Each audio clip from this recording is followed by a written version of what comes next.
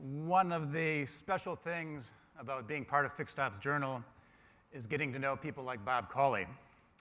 Bob has been in Fixed Ops for some 30 years now, and I don't think I'm exaggerating when I say that you can meet a lot of people in this business before you meet somebody who is honest about his work as Bob Cawley is. Someone who is as passionate as Bob is, someone who cares as deeply about his customers as Bob does. What you are about to hear is derived from a 14-hour presentation on leadership that Bob delivers to his Fixed Ops colleagues at the Horne Auto Group in Arizona. For us, exclusively, he has whittled it down to a half an hour. He told me last week this is going to be kind of like looking at an elephant through a microscope. But even in its Cliff Notes form, I think it's going to be a valuable way to get us going today. So please welcome to the stage, Bob Cawley.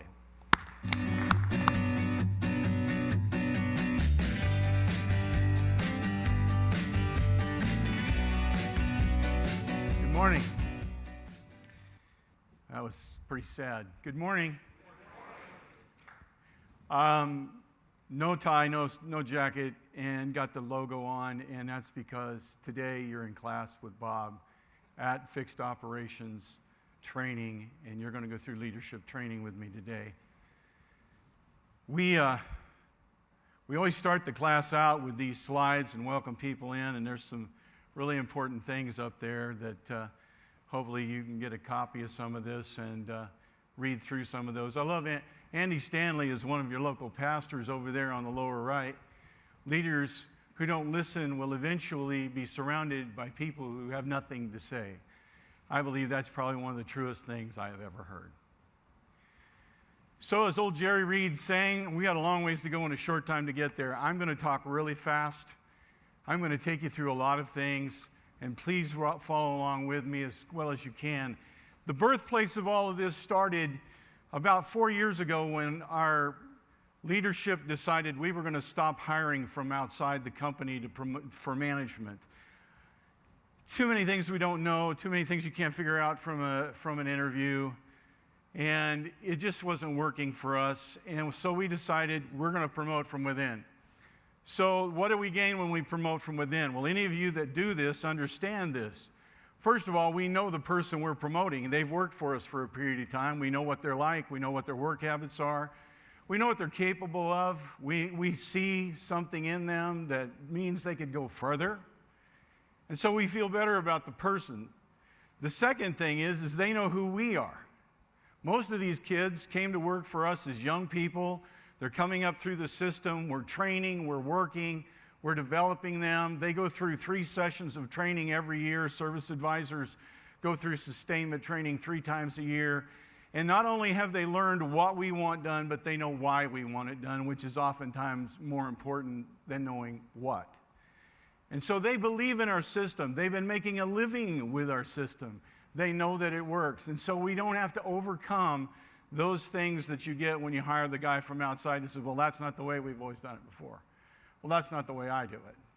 These young people come in, they've drank the Kool-Aid, and they're with us. So how do you prepare these young people to go into training, go into leadership? And Lee said something to me a few weeks ago that it kind of set in my heart a little bit. And he told me, he said, you know, leadership is an important thing, and I think what you're doing is priceless because we've got a lot of guys that manage stores, but we don't have very many people out there that have the ability to lead people and take them to the next level and develop them and sow into their people. And so he liked what we were doing. And we do Leadership 101, Leadership 201, and in 2019 we are going to introduce Leadership Masters, which we won't even get into that today because we don't have time. All of our candidates are nominated by their supervisor and approved by their general manager. They all come on a voluntary basis. They take a day out of their production to come to the meeting, and they are not reimbursed for that. Somebody I was talking to this morning goes, really? If they're not willing to invest in their future, they're probably not going to make it anyway. So we want these young men and women to come there because that's where they want to be. 101, that's where it all starts out. We bring them in, And they have a little homework assignment they do. In their homework assignment, they go through the internet. They get about 3 quotes on leadership that really ring true for them.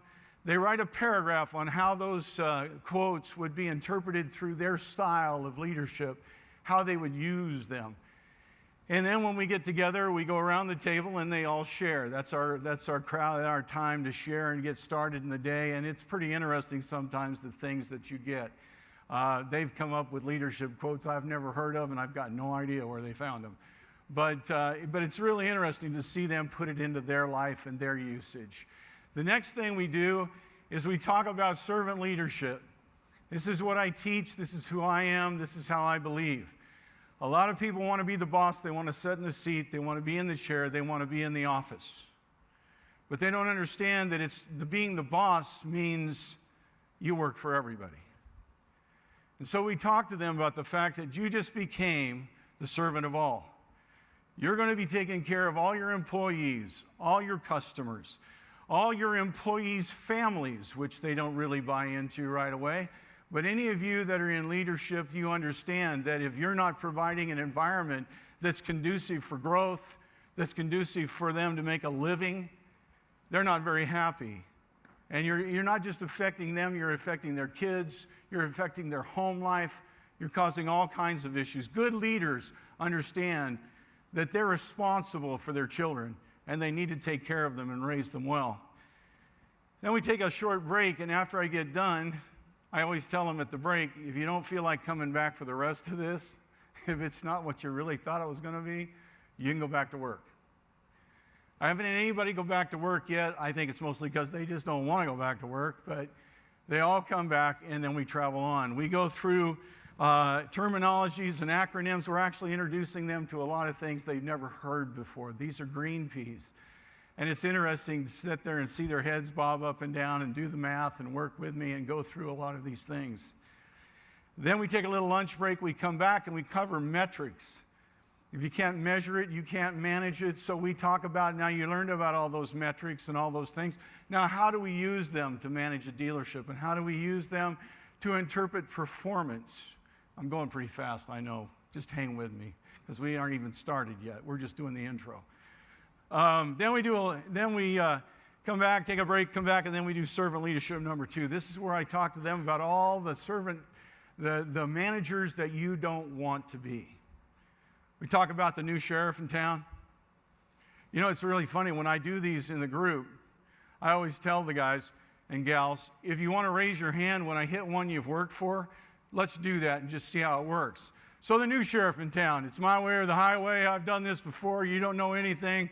And the hands will start going up. And I said, how about Barney Fife? You ever worked for Barney Fife? Some of the young people in the room don't even know who Barney Fife is. I said, the guy that hides in his office, doesn't want no conflict, doesn't want to talk to anybody, doesn't want to raise any problems. Somebody might quit. Oh my gosh, what would I do?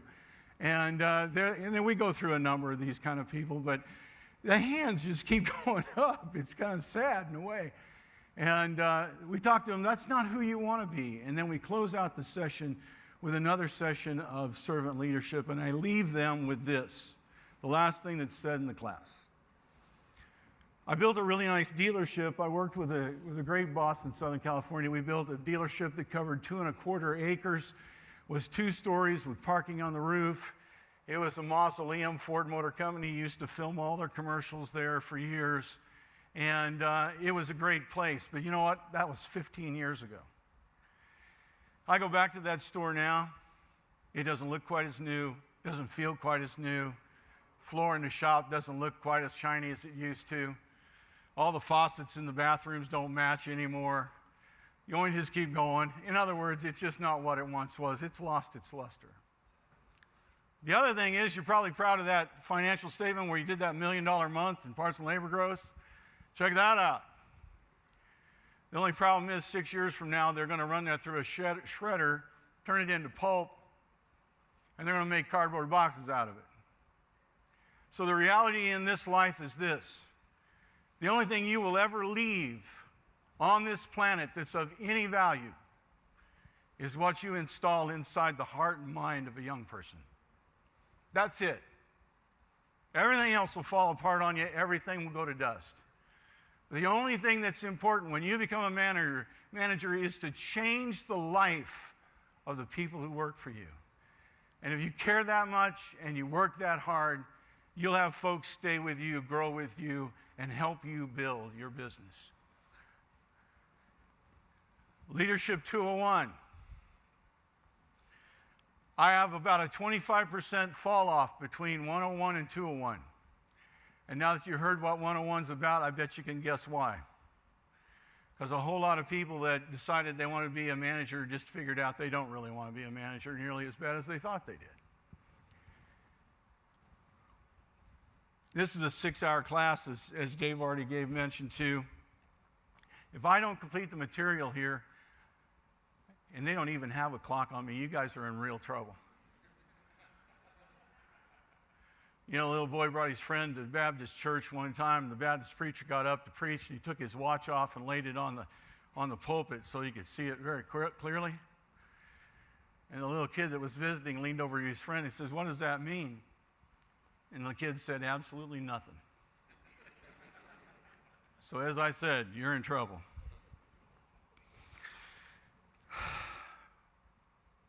The opening of 201 goes like this. And please, forget that you're who you are for the next few moments and put yourself in the place of a young man or a woman that wants to do what you're doing.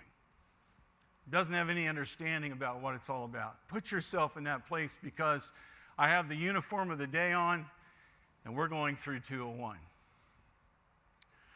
I always open it up by telling them, congratulations, you've just been nominated to be the new service director at XYZ Motors. Go out there and knock them dead. Now what do you do? I don't know how many of you have ever been promoted like this, but my first service manager's job was at Lou Grubb Ford in Scottsdale, Arizona. And it was a pretty good sized store, and the miracles that God often works. I was taken from being the warehouse supervisor, if you can imagine, in the parts department. Took the lunch by the GM, and the following Monday they wrapped their arm around my shoulder and he says, "You're our new service manager." So the parts and service director walked me into my office and introduced me to this fancy new phone, turned around and said, you need a much larger inbox, and left. How many of you have ever been promoted in such a fashion? That alone is enough to make me want to do this. We have the 5 P's in this program. We talk about people, we talk about knowing your place, we talk about production, processes, and performance. The 5 P's. When I first wrote this, I only had 3. I sent it to one of my young managers and I said, "What do you think?" Because all I had was production, process, and performance. 5 minutes max. He calls me up and he says, "I can't believe this, Cawley. You left out the most important one. And it's you. I don't even believe this." And I go, "What are you talking about?" "People." Oh, wow. So we do the 5 P's. It's an old saying by Henry Ford. I got to keep moving here. I'm only going to use one slide for this, and I could talk to you for half the day on this slide. This is a metaphor for how you're going to build your team. You all realize that you don't just get handed secretariat when you get ready to start this, right? You got to build a team. You got to build a group of people that are around you. And this is how I kind of use this metaphor to talk about building a team. The fastest and easiest and simplest way is to build with bricks.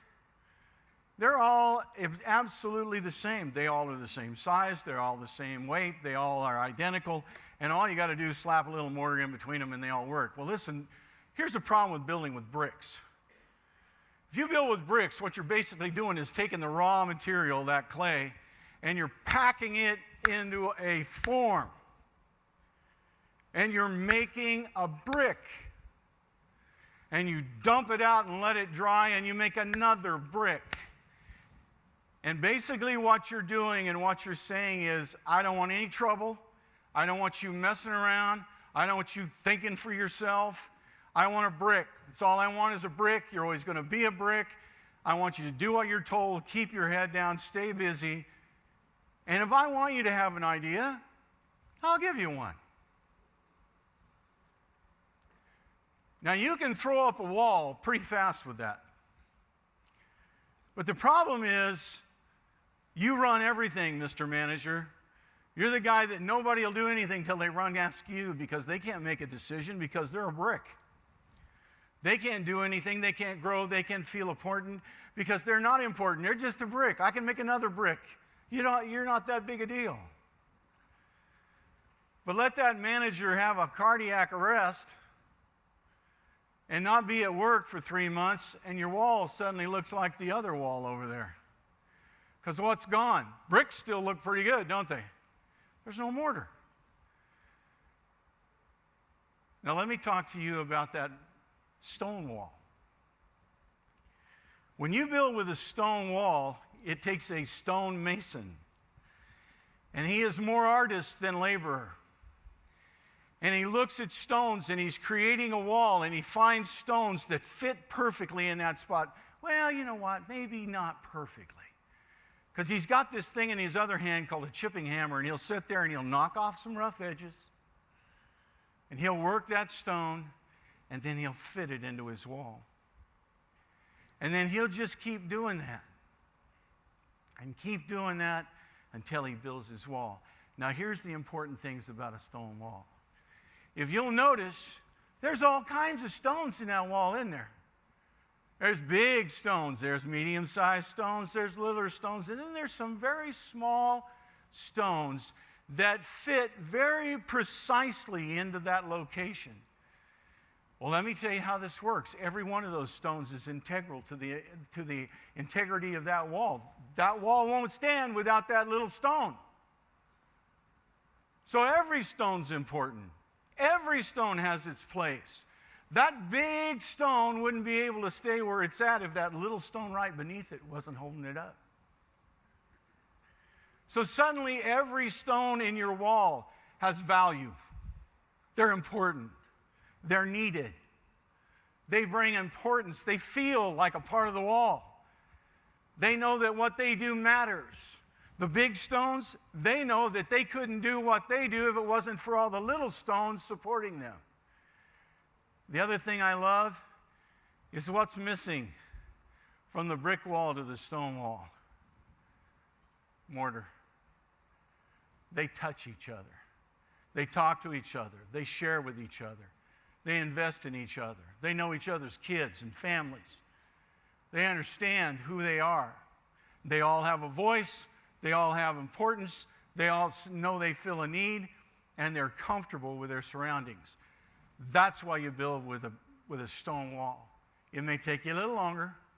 It may be a little more work. But in the long run, it'll just keep on running if you're not there. How many guys do you know that won't go on vacation because they're scared to death that their service department will fall apart? You need a stone wall. You can go away for 2 weeks and come back and it's just chugging along just like it did when you left because you've built it well. You've built it well. How many stone wall or brick buildings do you think have come down in the last 2,000 years? Roughly 2,000 years ago, the Romans built this wall across part of England. It's 80 miles long. It's still standing. How many brick buildings do you think have gone up and come down in the last 2,000 years? You build it right, and it'll last. Now, I'll always point out when I get ready to leave this slide, you see all the stones laying on the ground? Those of you that are in management right now, listen to me. Those are all the people that you're walking around and stepping over to go find some flash in the pan, somebody that tells you they can make you great. And they're the stone that you need to pick up, dust off, wash it off, chip it a little bit, and that's the stone you need to put in the wall. So never forget, the people that you're working with are the most important people in your life, and you need to keep investing in them. Knowing your place. We had a situation where a person in our company was promoted, and unfortunately, they didn't know exactly where their limitations were, and they interjected themselves into an area they weren't welcome. And it wasn't pretty. So I thought maybe I ought to add this. I'm not going to take a lot of time with it, but I'm going to just tell you. Knowing your place. When you're climbing the ladder of success, the most important thing that you need to know is what rung of the ladder you're on. Just how far you can move each way and what you can say and who you can talk to and how you can talk to them. And that extends to your subordinates. You know that pool of humanity that's working for you? If you got promoted from within, friend of mine, that's the pool you used to swim in. Be kind. Be helpful.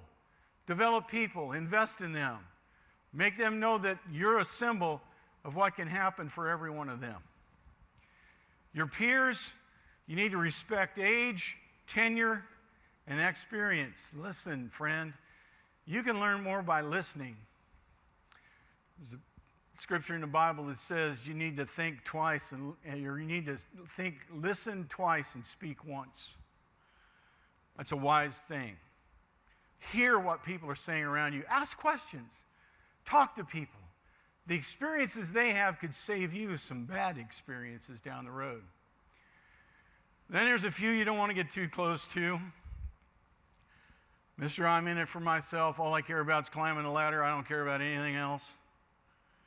And then there's that guy. You know, the last place I worked was much nicer than this. You always wonder why they're not there. And then there's that guy that's always got somebody did something wrong because they never make a mistake. Lord knows they're perfect. Don't hang with these people too much because that stuff will leach off on you if you're not careful. But the most important thing is to give everyone respect. Give everyone respect because you cannot build yourself up while you're tearing someone else down. It's an impossibility. It will never happen.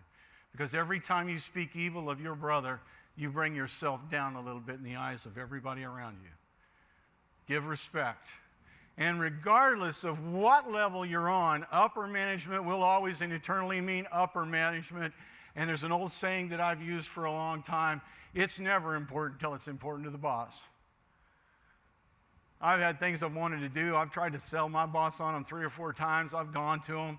And they're like, yeah, Bob, we'll get to it. Yeah, they go to a 20 meeting, come back and tell me, we got to do this tomorrow. See, when you laugh, I know that I'm hitting somebody out there.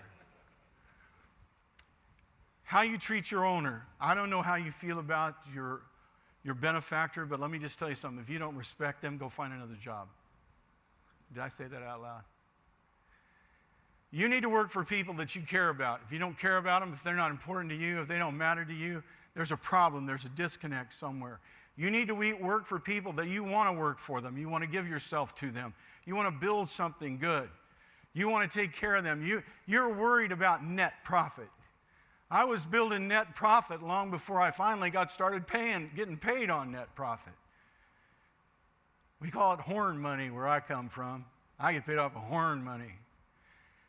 But you need to be concerned about making sure that your benefactor has a return on their investment. Because how many of you understand that if they don't have a return on their investment, you might not have a job very long?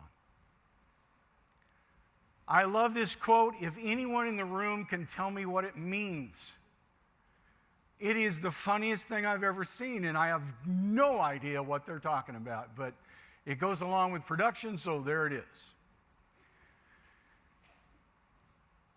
That little saying in the corner is one of the coolest things I've ever seen. If you don't know where you're at, a map won't do you any good. Is that not a fact? Why do you think Google helps all of us impaired individuals by showing us where we're at so that we can figure out where we got to go? So when you become that new manager, how in the world do you evaluate and know just exactly what you inherited? How do you know where it's at? How do you know if it's working at top potential or if it's not? How do you understand that? Where do those numbers come from? So we give them to them. We tell them how to find them. We tell them how to build them. We tell them how they can ascertain where they're at. And then we talk about where should you be. What would you be at if you were at 120% productivity? And if you were at 120% productivity, how many service consultants would you need? How many technicians would you need? How would you build it?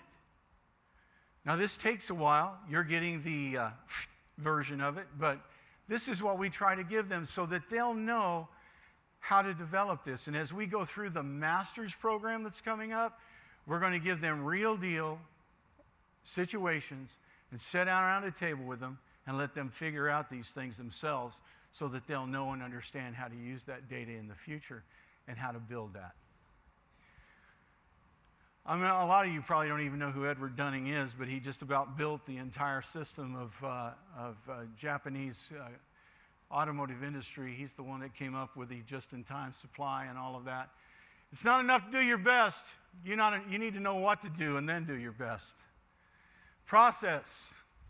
I want to talk to you about pigs. And all of you are thinking, where's he from, Nebraska or something? I want to talk to you about process improvement groups.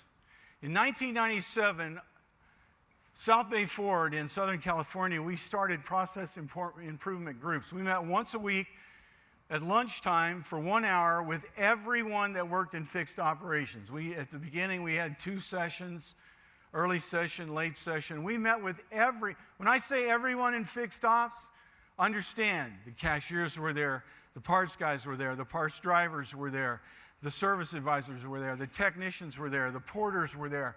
Everyone came to these meetings. And every meeting opened up with this. These were the words at the first thing in the meeting.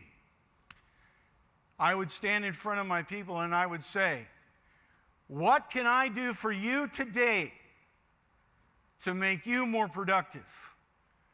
And in the bottom line, to make you more money. What do you need from me?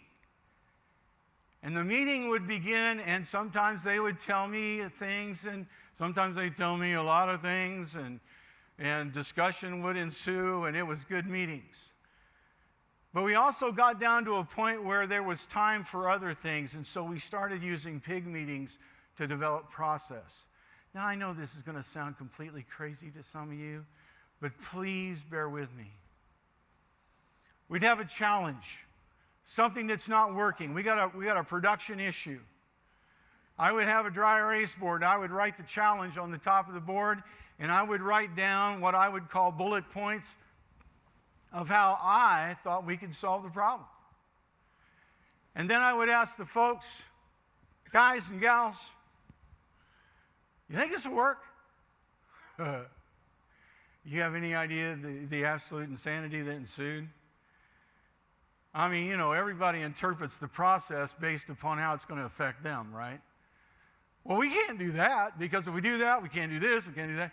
And sometimes it would take an entire meeting. Sometimes it would take both meetings. Sometimes it'd make 2 or 3 meetings. But finally, we would come to a place where nobody was talking. And I go, okay, wait a minute. So you think this will work? And their heads just start bobbing.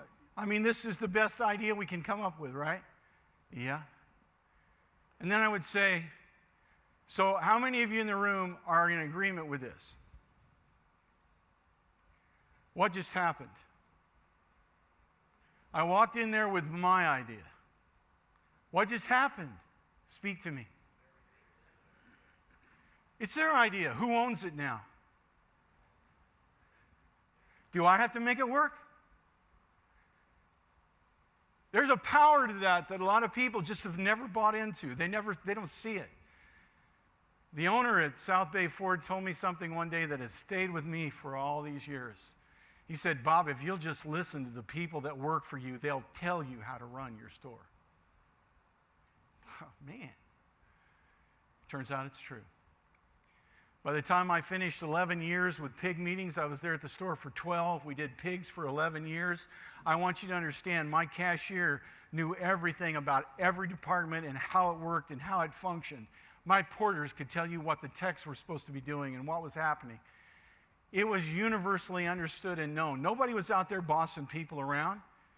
I used to have a consultant who would come into my office and visit with me on his way to the airport, and he would talk to me, and then he would laugh as he's going out the door, and he said, you know, you're the only fixed ops director or parts and service director that I can walk into his office and sit down and talk to him for an hour and a half, and nobody walks through the door. How do you do that? I built a stone wall. I built a store where everybody knew everything. Information is king. Understanding is king. And it helps the place run itself. And people did what they were supposed to do because they knew they were supposed to do it. Process improvement groups. It's one of the best things I've ever done in the business. Performance. You can do all the stuff that I just talked about, but if you don't get it here, it ain't going to matter. We built that dealership in Southern California. Like I said, covered 2.25 acres, 3 stories, parking on the roof. It was a monstrosity. It took 11 months to build it. I was in every one of the construction meetings, and I learned a secret there. The superintendent had what he kept calling the critical path. This is the critical path. This is the critical path. You know what they did? They took a 9-month project, 9 to 10 months, I don't remember exactly. They took a project, broke it down by month, then they broke that down by weeks, and then they broke that down by days, and they knew who should be on that work site, who should be finishing things, where we should be every day of the 10 or 11 months that they were in construction. How many times have your owner told you, he would never tell you, you guys never do anything like this? How many times do guys tell the owner, yeah, you know, we've been thinking about doing that. Yeah, boss, we're working on it. You know what? I think that we just don't have the right staff here right now, but, you know, we're going to work on that maybe next year. The most important thing about establishing a critical path is it has a start and it has a finish. And if you put it out there in front of everyone that works for you, it just made you accountable to a timeline. And now you're going to work and you're going to do everything in your power to finish it on time. And amazingly enough, you may not hit 100% by the end of that timeline, but you're going to be so much closer than you would have been if you hadn't had it. In 13 weeks at Robert Horne Ford, I resurrected a dealership that was really in trouble. In 13 weeks, I put together a timeline and a business plan. The owners signed off on it. I got Dave Vaden from M5 coming out installing lateral support. I went out and did in-depth training on the service drive to get the service advisors to where they could do a decent meet and greet and service drive process. And with the help of all the people that worked for me, we introduced the while you wait guarantee. A minor service completed in 45 minutes or less, or you don't pay for it. How many of you in this room would think you'd be challenged to get one of those done in 13 weeks? Now, it wasn't pretty. It wasn't perfect. But it was there. And here's the thing. Everyone that worked for me came with me. My techs were with me. My porters were with me. Advisors were with me. They understood everything. And they applied themselves to the final product. And we were able to reach the goal that we had set for ourselves. Now, you know what? It took us another 3 or 4 or 5 months to get everything to where it was dialed in. But we got it there. And why? Because it was a timeline, we were accountable, and we did what we were supposed to do. You can have your own opinions of Steve Jobs, but that's real right there.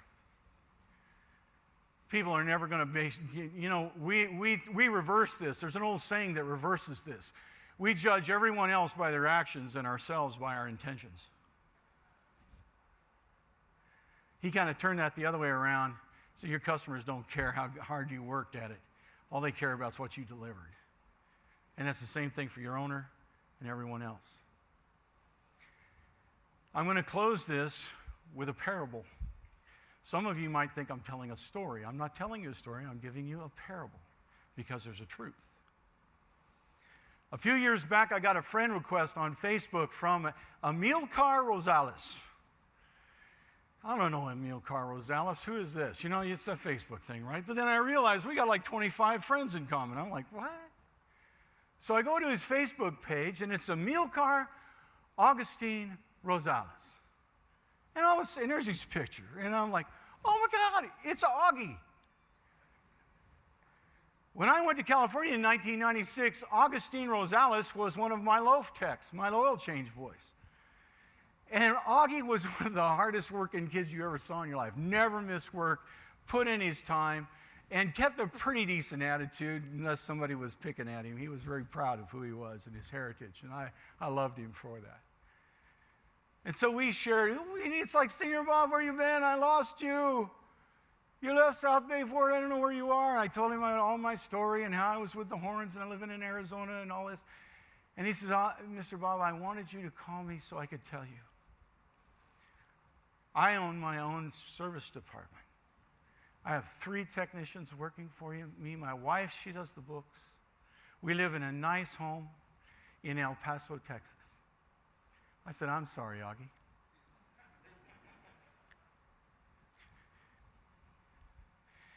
And he said these words, and some of you may have heard this as well. And I owe it all to you. And I'm like, Augustine, you're one of the hardest workers I've ever met in my life. You earned everything you've got. You put in the time, you put in the effort. You own it. It's yours. And he goes, no, you don't understand. I would know nothing about how to run one of these places if it wasn't for you. I'm thinking he was an oil change kid. I mean, how much time did I spend with this guy? And I said, Augie, I think you're giving me way too much credit. He said, you don't understand. It's dry up here.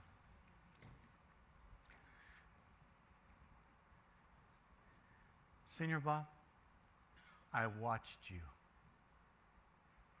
If that doesn't send a chill up your spine, then you aren't with me. I watched you. And he said, and when we had our meetings, I listened to what you said.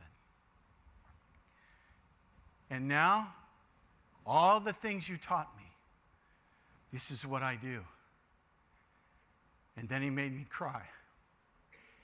He said, Senior Bob, everything I have and my family has today, we owe to you. When we got off the phone, I turned around in my computer and I cried for a while. And Augie dropped something into my heart that day that's never going to leave me. And I'm going to leave it with you. You may not think of yourself as a leader. You may not think that you are a leader. You may not want to be a leader. You may not really think that anybody cares about you, but I'm going to promise you, every one of you in this room is a leader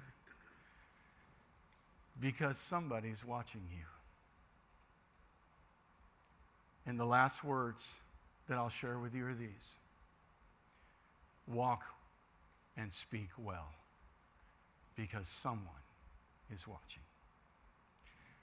Class dismissed. Thank you very much.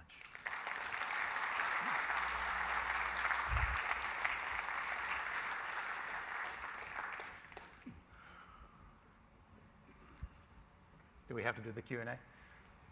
If I burn up all my time, probably not. They promised me there'd be a clock back there, and there is no clock. Where is it? There it is, right there. Just a reminder that we have these cards. This is an open forum, so please ask questions. And there is Libby. She will collect the cards, and the more questions we get from you, the better we all will be. Have a seat. This is kind of touchy-feely stuff. Fixed stops is a dirt beneath the fingernails world. Yeah. I'm kind of that way. My friends down here on the front row know that I'm pretty much open-hearted. I wear it on my sleeve. Why do you spend so much time on people? Well, I think I made mention of it earlier, but especially I'm hitting that time in my life where I kind of feel like I've already built my empires and done my thing, and if there's any chance that I have that I can pour something into another life and give them a head start. Don't make them start from zero. I mean, you don't ever want to leave somebody to start from zero. If you knew what the first years of my life, I mean, at those days at Lou Grubb Ford, I was just so lost, so buried I had a virtual vertical line of learning curve, and the stress and trying to just get everything under control and to learn what I needed to do, it was difficult. And if I can help some of the young people that work with me to start a little further down the road, walk into it with a little more knowledge and a little more understanding, then that's what I want to do. How long did it take to develop the leadership program? I knew you were going to ask me that. Bill, did you tell him to ask me that? I'm ashamed to tell you this. 201, I wrote the first 3 Ps in about 2 hours and 15 minutes. I wrote the people section in probably another 2 hours. I don't know why. You know, some of you that may have read some of the stuff about me, but I was an ordained minister before I came into this business, and I still have a flock, if you can't tell. And I still shepherd a lot of people, and this stuff just seems to flow out of me. When I get started writing, and yeah, it was fast. Now it's been revised a few times, and we continually touch it up, but it didn't take me that long, to be honest with you. I hate to admit it. It makes it sound like kind of diminished, doesn't it? It's like, Okay, so it's natural for you. I think it's a fair bet to say that most fix-op directors in the country are not, don't have a past life as an ordained minister. yeah, probably. Okay, so what would your advice be to them?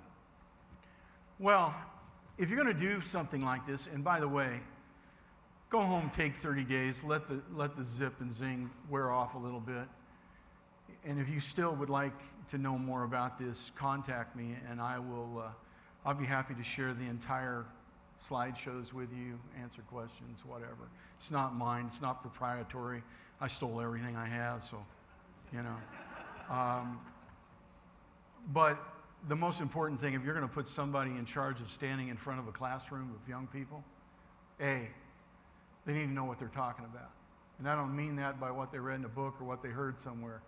They need to prove themselves. They need to get out there and put the sweat and tears, and they need to fail a little bit, and they need to succeed a lot. They need to be somebody that they can believe in. And 2, they need to be somebody that cares. Because I'm going to tell you, when you deal with people, nobody cares how much you know until they know how much you care. And that may be an oldie, but it's as true today as it was when it first came out. People need to know, whoever's leading this, they need to know that they're there to invest in their lives and they're real. You mentioned failing a little bit. What mistakes have you made over the years on this journey? Well, there's so many. You know, let me make a comment about it. Yes, I've made some serious mistakes. I took on a warranty issue store in California when I first took South Bay. They'd already been through 2 audits and headed for the 3rd one. And it's funny when you get a job and your number 1 reference is the warranty specialist for Ford Motor Company. You know, it's like, there you go. But I went in there, new sheriff in town, and I cleaned that mess up in 30 days. Yes, sir. I have people leaving right and left and me correcting this and that. What I didn't realize at the time was that this store was making its living doing this. And what's worse is that the employees had grown into this. If you allow, whatever you allow today becomes the standard for tomorrow. And if you allow people to perform at a certain lower level long enough, it's no longer wrong. It's no longer immoral, unethical. It's just the norm. And I took all that away from them. And I went into the restroom one day, and on the side of the wall was written, "Disneyland is closed. Cawley killed Mickey Mouse." Now, the hardest part of that was me handing out paychecks. Because in those days, we didn't put them in envelopes. They just folded them over, and you went out and you just handed them to the guys. They'd open them up and look at them, and then they'd look at you. And on every payday, I used to go home, put my head in my wife's lap, and cry because men were suffering. Families were suffering. Now, was it a mistake to clean it up? No, it was not a mistake to clean it up. How I did it was the mistake. I didn't have the wisdom to supply them with another means of income to soften the blow. I just went in and did it for me, not for them. The biggest thing you need to remember, and I tell this to the guys and gals that I talk to, if you make a mistake and you're the leader, everybody's following you. And if you make a mistake that costs money, it's going to affect their home. It's going to affect whether or not they go on vacation this year. It's going to mean what kind of a Christmas they're going to have this year. So when you're in the lead and you're the man that's setting the pace, you need to know that you're doing the right thing every time.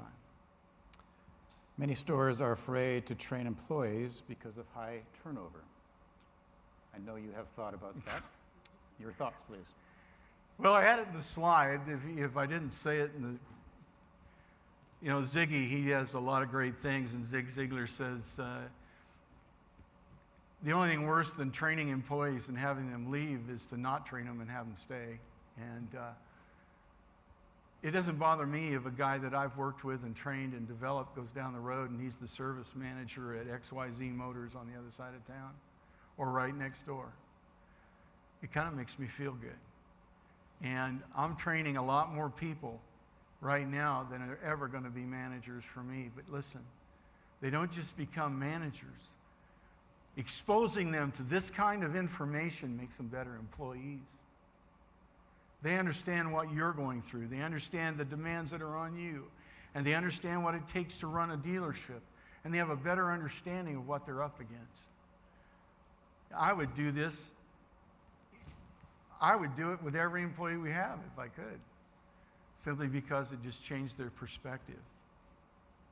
Considering the last person standing in a gunfight succession path that is prevalent in our industry, what are the best resources for training?